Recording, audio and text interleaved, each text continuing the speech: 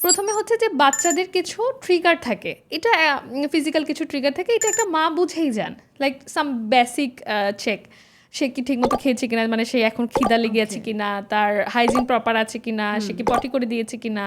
হ্যাঁ, এরকম হলে বা তার ড্রেসটা কমফোর্টেবল কিনা, এরকম হলে বাচ্চারা একটু ইরিটেটেড হয়ে যায়, তখন হয়তো ট্যান্ট্রাম শো করে। এটা বাদে যেটা হয় যে আরও কিছু ট্রিগার্স থাকে যে জানি আমার বাচ্চা এমন করবে। বাসার সামনে দোকান আছে, দোকানের সামনে দিয়ে গেলে বাচ্চাটা চকলেটের জন্য কান্না করবে। এটা একটা মানে আমি জানি যে আমার বাচ্চা করবেই।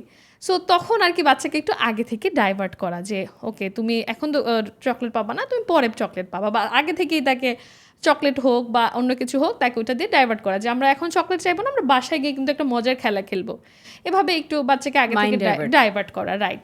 ডাইভার্টটাও করতে হবে, আর আগে থেকে একটু বুঝাতে হবে, তারপরেও অনেক সময় হয়ে ওঠে না, মাঝে মধ্যে বাচ্চা ট্যান্ট্রাম করবেই। তো সেই সময় যেটা সবচেয়ে বেশি জরুরি সেটা হচ্ছে বাবা মাকে শান্ত থাকা। এখানে যদি বাবা মা সবচেয়ে বড় ভুলটা করে যে ওকে আমার শিখাতে হবে, এত রাগ করলে চলবে না, একদম মানে 2-4 বছরের বাচ্চাকে একদমই লাইফ লেসন সব তখনই দিতে হবে, এরকম একটা এক্সপেকটেশনস চলে আসে বাবা মার মধ্যে। তো সেটা না করে বাবা মাকে অবশ্যই এখানে ঠান্ডা থাকতে হবে।